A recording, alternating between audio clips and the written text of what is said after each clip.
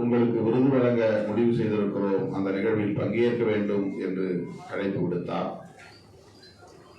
ஏற்கனவே ஒப்புக்கொண்ட வேறு பல நிகழ்ச்சிகள் இருந்தாலும் அவருடைய அன்பு அழைப்பை ஏற்று நான் அதனை நிகழ்ச்சியை தள்ளி வைத்துவிட்டு கட்டாயம் நேசம் ஒருங்கிணைக்கக்கூடிய விருது வழங்கும் நிகழ்ச்சியில் நான் பங்கேற்கிறேன் என்று ஒப்புதல் அளித்தேன், இசைவளித்தேன். அழைப்பு வந்த பிறகுதான் அண்ணன் பீட்டர் அவர்களும் பங்கேற்கிறார், மாண்புமிகு அமைச்சர் அவர்களும் பங்கேற்கிறார் என்பதை நான் அறிந்து கொண்டேன். இங்கே வந்த பிறகுதான் ஏராளமானவர்கள் டாக்டர் பட்டம் பெற இருக்கிறார்கள் என்பதை அறிந்து கொண்டேன். தொண்டு செய்யக்கூடியவர்களை ஊக்கப்படுத்தும் வகையில் இந்த சிறப்பான நிகழ்வை ஒருங்கிணைத்திருக்கிற அன்பு சகோதரர் பிலிப் நெல்சன் லியோ அவர்களை நான் மீண்டும் ஒருமுறை நெஞ்சார பாராட்டுகிறேன், வாழ்த்துகிறேன். கிறிஸ்தவ சமூக போராளி என்று எனக்கு விருது வழங்கி என்னை சிறப்பித்திருக்கிறார் அவருடைய லியோ அவர்கள். வந்து என்னை சந்தித்த போது அவர் உணர்ச்சி பொங்க சொன்னது, நாடாளுமன்றத்தில் நீங்கள் இந்த கிறிஸ்தவர்களுக்காக குரல் கொடுத்ததை கேட்டு நான் மகிழ்ச்சி அடைந்தேன், அதற்காக உங்களை சிறப்பிக்க விரும்புகிறேன் என்று சொன்னார். ஆயிரக்கணக்கான மேடைகளில் நான் அது குறித்து பேசியிருந்தாலும் நாடாளுமன்றத்தில் சில நொடிகள் இந்த பிரச்சனையை பேசியதுதான் வரவேற்கக்கூடியதாக, பாராட்டக்கூடியதாக, எல்லோரையும் ஈர்க்கக்கூடியதாக அமைந்திருப்பதை நான் அறிந்தேன். ஒரு நிமிடம்க்கும் குறைவாகத்தான் பேச முடிந்தது. நாடாளுமன்றத்திலே 2 நிமிடங்களுக்கு வாய்ப்பு கிடைப்பதே அரிது. அன்றைக்கு பேசிய மொத்த 3 நிமிட உரையில் கடைசி சில நொடிகள் நான் பேசினேன். இதற்கு முன்பு எத்தனையோ பல்லாயிரக்கணக்கான மேடைகளில் தலித் கிறிஸ்தவர்கள் பிரச்சனைகள் குறித்து, ஒட்டுமொத்தமாக கிறிஸ்தவ சமூகத்தினரின் பாதுகாப்பு குறித்து ஏராளமான மேடைகளில் நான் பேசியிருக்கிறேன் என்றாலும் மக்களவையில், நாடாளுமன்றத்தில் ஒரு சில நொடிகள் பேசினாலும் அதுதான் வலிமைக்குரியதாக இருக்கிறது என்பதை நான் உணர்ந்தேன். அந்த அடிப்படையில் தான் நம்முடைய லியோ அவர்கள் என்னை தேடி வந்து பார்த்து என்னை பாராட்டி வாழ்த்தி, உங்களை நாங்கள் சிறப்பிக்க விரும்புகிறோம், எங்கள் நிகழ்ச்சியில் நீங்கள் பங்கேற்க வேண்டும், உங்களுக்கு விருது வழங்க இருக்கிறோம் என்றெல்லாம் அன்போடு எனக்கு அழைப்பு விடுத்தார். அண்ணன் பீட்டர் அவர்களுக்கும் அண்ணன் மஸ்தான் அவர்களுக்கும் இந்த நிகழ்வில் விருது வழங்கி சிறப்பித்திருக்கிற நம்முடைய அன்பு சகோதரர் லியோ அவர்களை விடுதலை சிறுத்தைகள் கட்சியின் சார்பில் மீண்டும் ஒருமுறை என்னுடைய நெஞ்சார்ந்த வாழ்த்துக்களை தெரிவித்துக் கொள்கிறேன். சிறுபான்மை சமூகத்தினரின் பாதுகாப்பு என்பதுதான் ஜனநாயகத்தின் மிக முக்கியமான கூறு. ஜனநாயகத்தில் பெரும்பான்மைவாதம் மேலாதிக்கம் செய்கிறது. மெஜாரிட்டேரியனிசம் என்று சொல்லக்கூடிய அந்த பெரும்பான்மைவாதம், யார் அதிகமான வாக்குகளை பெறுகிறார்களோ அவர்கள் வெற்றி பெற்றவர்களாக அறிவிக்கப்படுகிறார்கள். ஒரு வாக்கு குறைவாக பெற்றவர் தோல்வி அடைந்தவராக அறிவிக்கப்படுகிறார். ஒரு வாக்கு கூடுதலாக பெற்றவர் வெற்றி பெற்றவராக அறிவிக்கப்படுகிறார். பெரும்பான்மை 51 எடுப்பவர் வெற்றி, 49 எடுப்பவர் தோல்வி. இந்த பெரும்பான்மைவாதம் அரசியல் அதிகாரத்தை தீர்மானிக்கிறது. ஜனநாயகம் என்கிற பெயரில் அது ஆதிக்கம் செய்கிறது. இதனால் என்றென்றைக்கும் பெரும்பான்மை சமூகத்தினர் தான் தொடர்ந்து நாட்டை ஆள முடியும், சிறுபான்மையினர் ஆள முடியாது. பெரும்பான்மை மதத்தை சார்ந்தவர்கள் தான் நாட்டை ஆள முடியும், சிறுபான்மை மதத்தை சார்ந்தவர்கள் ஆள முடியாது. ஆக என்றென்றைக்கும் அவர்கள் இங்கே கட்டுண்டு கிடக்க வேண்டும், அதிகாரம் இல்லாமல் இருக்க வேண்டும் என்கிற நிலையில் இருக்குமேயானால் அது ஜனநாயகம் இல்லை. எந்த சிறுபான்மையினராக இருந்தாலும், மொழி வழி சிறுபான்மையினராக இருந்தாலும், மதவழி சிறுபான்மையினராக இருந்தாலும், நாட்டின சிறுபான்மையினராக இருந்தாலும், அதாவது ஆங்கிலோ இந்தியன் சிறுபான்மையினர், பிற நாட்டை சார்ந்தவர்கள் இங்கே குடியிருப்பார்கள். அவர்கள் நாட்டின சிறுபான்மையினர். தமிழ்நாட்டை சார்ந்தவர்கள் அயல்நாடுகளில் போய் குடியிருக்கிறார்கள், குடியுரிமை பெற்று வாழ்கிறார்கள். அவர்கள் அங்கே சிறுபான்மையினர். தமிழர் பிற நாடுகளில் சிறுபான்மையினர். இங்கே தெலுங்கு பேசக்கூடியவர்கள் அல்லது கன்னடம் பேசக்கூடியவர்கள் அல்லது மலையாளம் பேசக்கூடியவர்கள் தமிழ்நாட்டு பரப்புக்குள் இருந்தால் அவர்கள் மொழிவழி சிறுபான்மையினர். சிறுபான்மை என்றால் முஸ்லிம்கள் கிறிஸ்தவர்கள் மட்டும் குறிக்காது. மதவெளி சிறுபான்மையினர் என்கிற போது இஸ்லாமியர்களையும் கிறிஸ்தவர்களையும் சீக்கியர்களையும் பௌத்தர்களையும் பார்சிகளையும் சமணர்களையும் குறிக்கிறது. ஆக என்றைக்கும் ஒரு சமணர் இந்த மண்ணில் பிரதமராக முடியாது, என்றைக்கும் ஒரு பௌத்தர் இங்கே பிரதமராக முடியாது, என்றைக்கும் ஒரு கிறிஸ்தவர் பிரதமராக முடியாது, என்றைக்கும் ஒரு முஸ்லீம் இங்கே பிரதமராக முடியாது என்கிற ஒரு நிலை இருக்குமே. ஆனால் இங்கே ஜனநாயகம் எப்படி இருக்கும் என்கிற கேள்வி எழுகிறது. ஆகவேதான் புரட்சியாளர் அம்பேத்கர் அவர்கள் சிறுபான்மையினரின் பாதுகாப்பு தான் உண்மையான ஜனநாயகம் என்று சொல்லுகிறார். பெரும்பான்மையினர் ஆட்சிக்கு வந்தாலும், பெரும்பான்மையினர் அதிகாரத்தில் இருந்தாலும், சிறுபான்மையினரின் உணர்வுகள் மதிக்கப்பட வேண்டும், உரிமைகள் பாதுகாக்கப்பட வேண்டும், அவர்களுடைய பாதுகாப்பை உறுதிப்படுத்த வேண்டும். அதுதான் உண்மையான ஜனநாயகம். சிறுபான்மையினருக்கு பாதுகாப்பு இல்லை, சிறுபான்மையினருக்கு உரிமைகள் இல்லை, சிறுபான்மையினரின் உணர்வுகள் பொருட்படுத்தப்பட மாட்டாது என்கிற நிலை இருந்தால் அது ஜனநாயகமாக இருக்க முடியாது. எனவே இந்திய மண்ணை பொறுத்தவரையில் நாம் ஏன் கிறிஸ்தவர்களுக்காக குரல் கொடுக்கிறோம், ஏன் இஸ்லாமியர்களுக்காக குரல் கொடுக்கிறோம் என்றால், கிறிஸ்தவ சமூகத்தின் மீதான பாதுகாப்பை, இஸ்லாமியர்களின் பாதுகாப்பை உறுதிப்படுத்துவதற்காக எந்த நிலையிலும் அவர்களுக்கு பாதுகாப்பற்ற ஒரு சூழல் உருவாகிவிடக் கூடாது. சுதந்திரமாக அவர்கள் இங்கே வாழ வேண்டும். அந்த அடிப்படையில் தான் சிறுபான்மையினருக்கு கல்வி நிலையங்களை உருவாக்குவதிலே ஒரு தளர்வு இருக்கிறது. சிறுபான்மையினருக்கான வழிபாட்டு உரிமைகளில் தலையிடக்கூடாது என்கிற ஒரு தளர்வு இருக்கிறது. இதைத்தான் இன்றைக்கு பெரும்பான்மைவாதம் பேசுகிற, மதவெறி தேசியத்தை பேசக்கூடிய, மதவெறி அரசியலை இங்கே கட்டமைக்க விரும்புகிற, இஸ்லாமியர்களுக்கும் கிறிஸ்தவர்களுக்கும் எதிரான வெறுப்பு அரசியலை தொடர்ந்து விதைத்துக் கொண்டிருக்கிற சனாதன சக்திகள் உங்கள் வாக்குகள் எங்களுக்கு தேவையில்லை என்று வெளிப்படையாகவே முடிவெடுத்து பெரும்பான்மை சமூகத்தினரின் வாக்குகளே போதுமானது என்று அறிவிக்கக்கூடிய ஒரு நிலையை நாம் இங்கே பார்க்கிறோம். இது மிகவும் ஆபத்தான ஒரு அரசியல். 2021 பிறகு இந்தியாவிலே இஸ்லாமியர்கள் ஒருவரும் இருக்க முடியாது, கிறிஸ்தவர்கள் இருக்க முடியாது என்று 4-5 ஆண்டுகளுக்கு முன்பு உத்தரப்பிரதேசத்திலே ஒருவர் பேசினார். ஒரு RSS அமைப்பை சார்ந்தவர்.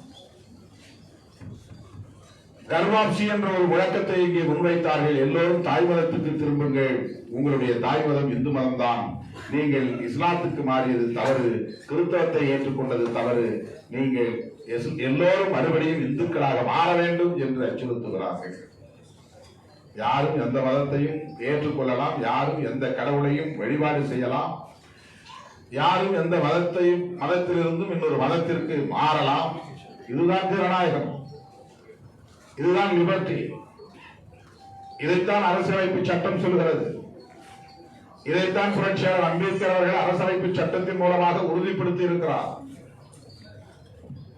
இதுதான் அவர்களுக்கு கண்ணை உறுத்துகிறது. அண்ணன் பீட்டர் அல்போன்ஸ் அவர்கள் பேசுகிற போது சொன்னார், RSS இயக்கத்தினுடைய தலைவர் எப்படிப்பட்ட கருத்தை இங்கே சொல்லி இருக்கிறார், கொக்கரித்திருக்கிறார் என்று. எப்படி இஸ்லாம் அல்லது கிறிஸ்துவம் ஒரு ஆக்கிரமிப்பு மதங்கள் என்று சொல்ல முடியும்? இஸ்லாத்தின் மீதும் கிறிஸ்தவத்தின் மீதும் வெறுப்பை விதைக்கிற முயற்சி இதுதான். தொடர்ந்து வெறுப்பை விதைத்து வருகிறார்கள், அச்சுறுத்தலை செய்து கொண்டிருக்கிறார்கள். இது மிகவும் ஆபத்தான ஒரு போக்கு. மத அடிப்படையிலே எல்லோரையும் ஒருங்கிணைப்பதற்காக, குறிப்பாக இந்து மதத்தின் அடிப்படையில் ஒருங்கிணைப்பதற்காக சாதி உணர்வை தூண்டுகிறார்கள். ரொம்ப நுட்பமான ஒரு விஷயம் இது. சாதி உணர்வு என்பதுதான் மத உணர்வுக்கு அடிப்படையாக இருக்கிறது இந்து மதத்தில். சாதி உணர்வு இருந்தால்தான் அவன் மத உணர்வை பெற முடியும். சாதி உணர்வு இல்லாமல் தமிழன் என்கிற உணர்வை ஒருவன் பெறுகிறான் என்றால் அவனுக்கு மத உணர்வு பின்னுக்கு போய்விடுகிறது. சாதி உணர்வு இல்லாமல் அவன் அம்பேத்கரியவாதி என்று தன்னை உணரத் தொடங்கினால் அவனுக்கு மத உணர்வு பின்னுக்கு போய்விடுகிறது. சாதி உணர்வு இல்லாமல் நான் ஒரு பெரியாரியவாதி என்று ஒருவன் எண்ணினால் அவனுக்கு மத உணர்வு பின்னுக்கு போய்விடுகிறது. சாதி உணர்வு இல்லாமல் நான் ஒரு காங்கிரஸ் தொண்டன், அவ்வளவுதான், நான் காமராஜர் வழிவந்தவன், காந்தியின் அகிம்சை கொள்கையை ஏற்றுக்கொண்டவன் என்று சாதி உணர்வை பின்னுக்கு தள்ளிவிட்டு போனால் அவனுக்கு மத உணர்வும் பின்னுக்கு தள்ளிவிடுகிறது. எனவேதான் RSS உள்ளிட்ட சங் பரிவார் அமைப்புகள் சாதி உணர்வை திணிக்கிறார்கள், சாதி உணர்வை தூண்டுகிறார்கள், சாதி உணர்வை வளர்க்கிறார்கள். சாதி அடிப்படையில தனித்தனியாக சமூகங்களை பிளவுபடுத்துகிறார்கள். மத அடிப்படையில் ஒருங்கிணைப்பதற்காக சாதி அடிப்படையில் பிளவுபடுத்துகிறார்கள். ஒரே நேரத்தில் பிரிவினைவாதமும் இருக்கிறது, இன்னொரு புறம் ஓர்மைப்படுத்துகிற மத அடிப்படையில் அவர்களை ஒருங்கிணைக்கிற முயற்சியும் மேற்கொள்ளுகிறார்கள். மத அடிப்படையில் ஒருங்கிணைப்பதற்கு அவர்கள் கையாளுகிற இரண்டு உத்தி, ஒன்று முஸ்லிம்களுக்கும் கிறிஸ்தவர்களுக்கும் எதிரான வெறுப்பு அரசியல், இன்னொன்று சாதி அடிப்படையில் சமூகத்தை பிளவுபடுத்துதல். அது எப்படி நிகழும்? ஷெட்யூல் காஸ்ட் அப்படின்னு ஒரு ஒற்றை அடையாளத்தோடு தலித்துன்னோ ஷெட்யூல் காஸ்ட் என்றோ அல்லது ஏதோ ஒரு வகையில் காந்தி சொன்னதை போல ஹரிஜன் என்றோ ஏதோ ஒரு பொது பெயரில் இந்தியா முழுவதும் இந்த மக்கள் ஒருங்கிணைந்தால், இவர்கள் ஒரே சமூகம் என்கிற உணர்வை பெற்றால், இந்திய அளவில் இவர்கள் 30 கோடிக்கு மேலானவர்கள். எவ்வளவு பெரிய நியூமெரிக்கல் ஸ்ட்ரெங்த் என்று பாருங்கள். இந்தியா முழுவதும் 30 கோடிக்கு மேலான ஒரு சமூகம் இருக்கிறது. ஆனால் நீ அந்த உணர்வை பெறக்கூடாது. ஷெட்யூல் காஸ்ட் என்கிற ஒற்றை அடையாளத்தின் அடிப்படையில் நீ இணைந்து விடக்கூடாது. நீ தனித்தனியா பிளவுபடுத்தணும். ஒவ்வொரு சாதியும் தனி, நீ அவனோட சேராத, உனக்கு ஒரு பரம்பரை, நீ இவனோட சேராத, உனக்கு ஒரு வரலாறு இருக்கிறது, உனக்கு ஒரு பாரம்பரியம் இருக்கிறது, உனக்கு என்ன கோரிக்கை வேண்டும், நீ உள்ளே இருக்கிறாயா வெளியே போகிறாயா, எதை வேண்டுமானாலும் செய்ய நாங்கள் தயாராக இருக்கிறோம். இதெல்லாம் சாதியை பிளவுபடுத்துகிற, சாதி அடிப்படையை பிளவுபடுத்துகிற சமூக பிரிவினைவாத அரசியல். அவங்க தான் பிரிவினைவாதிகள். சங் பரிவார் அமைப்புகளை சார்ந்தவர்களின் அரசியல் மிகவும் நுட்பமானது, மிகவும் நச்சுத்தன்மை வாய்ந்தது, தேசத்திற்கு விரோதமானது, அரசமைப்பு சட்டத்திற்கு விரோதமானது. அந்த அடிப்படையில் தான் நாம் கவலைப்படுகிறோம், ஆத்திரப்படுகிறோம், வேதனைப்படுகிறோம். ஓபிசி என்கிற அடிப்படையில் இந்த சமூகம் தலித் அல்லாத, பழங்குடி அல்லாத சமூகத்தினர் ஓபிசி என்கிற பேனர் கீழே ஒருங்கிணைந்தால் அவர்கள் சக்தி, பெரிய சக்தி, மிகப்பெரிய சக்தி. ஓபிசியாக ஒருங்கிணைந்தால் எஃப்சிக்கு எதிரான ஒரு அரசியல் இங்கே உருவாகிறது, அல்லது பார்ப்பன சமூகத்திற்கு எதிரான ஒரு அரசியல் உருவாகிறது. எனவே ஓபிசியாக அவர்கள் ஒருங்கிணைந்து விடக்கூடாது. ஒவ்வொருவரும் தனித்தனி சாதியாக ஒருங்கிணைய வேண்டும். வன்னியரா தனி, கவுண்டரா தனி, முக்குளத்தோரா தனி, நாடார் தனி. நீ யாரும் ஓபிசி ஒன்னா சேர்ந்துடக்கூடாது.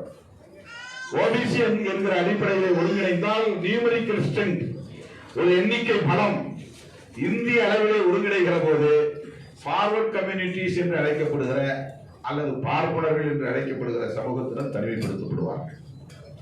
ஆகவே பார்ப்பனர்கள் தனிமைப்பட்டு விடாமல் இருக்க வேண்டுமானால் மத உணர்வு இங்கே தேவைப்படுகிறது. மத உணர்வு இங்கே தேவைப்படுகிறது என்றால் சாதி உணர்வு அடிப்படையாக அமைகிறது. அதுதான் பவுண்டேஷன்.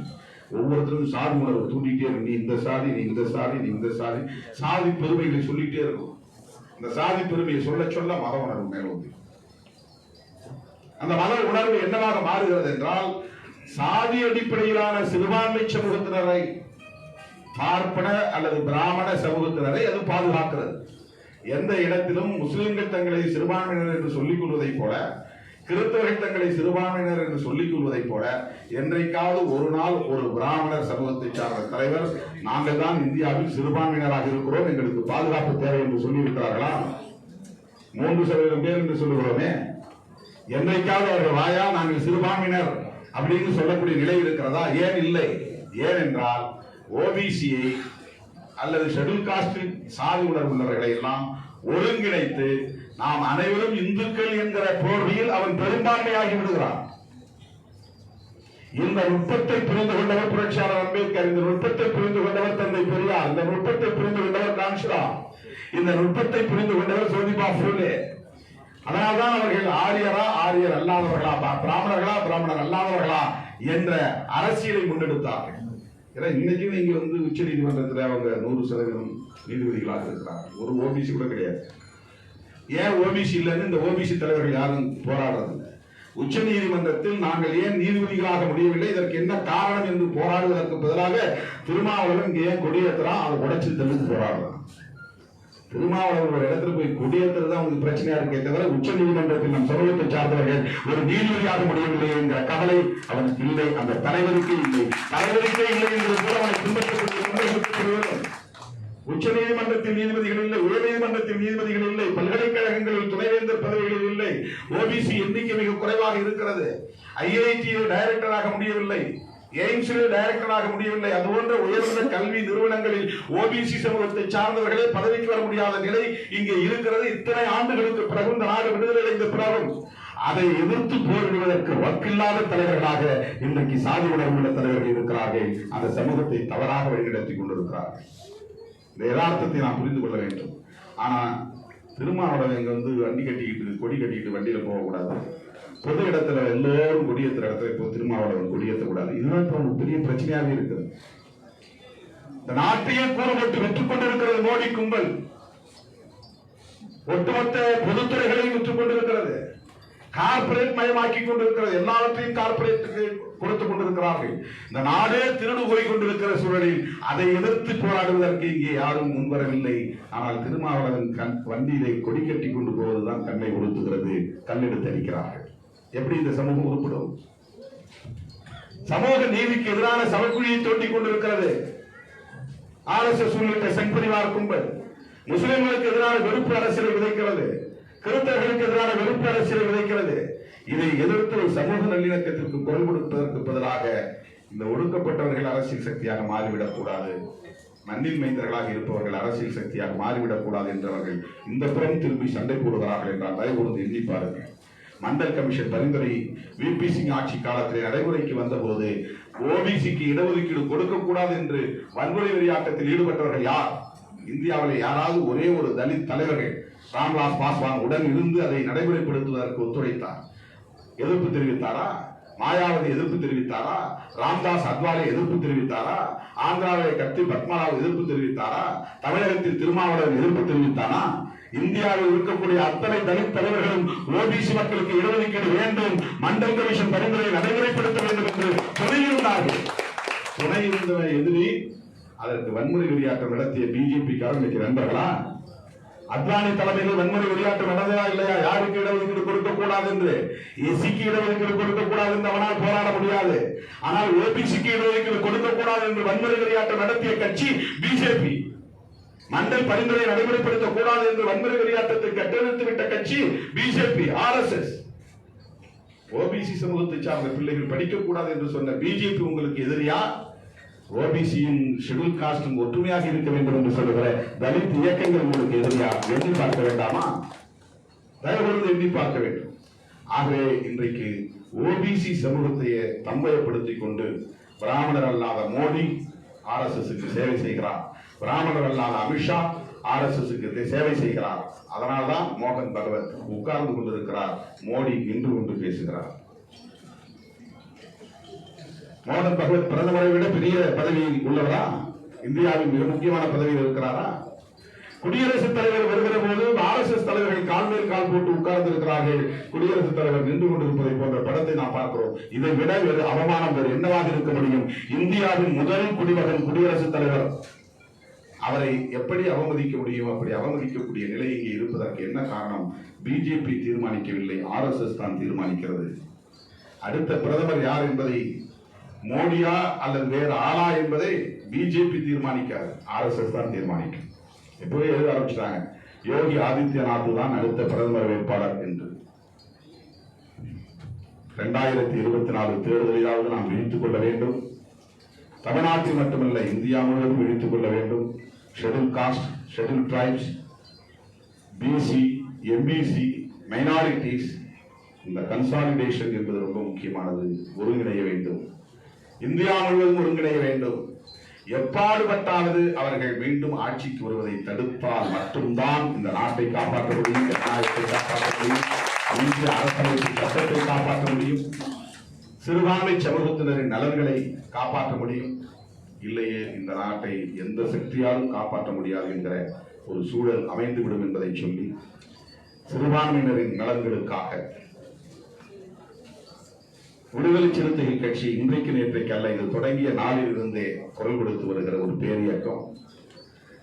தொடர்ந்து உங்களுக்காக இந்த களத்தில் துணையாக இருப்போம் என்பதை சொல்லி, இந்த விருதினை வழங்கி சிறப்பித்த அன்பு சகோதரர் பிலிப் நெல்சன் லியோ அவர்களுக்கும், நேசம் கல்வி மற்றும் சமூக நல அறக்கட்டளைக்கும் என்னுடைய நெஞ்சார்ந்த நன்றியை தெரிவித்து நிறைவு செய்கிறேன். எழுச்சி தமிழர் தொலைக்காட்சி தொடர்ந்து பாருங்கள், சப்ஸ்கிரைப் பண்ணுங்கள், பெல் ஐகானை அழுத்துங்கள்.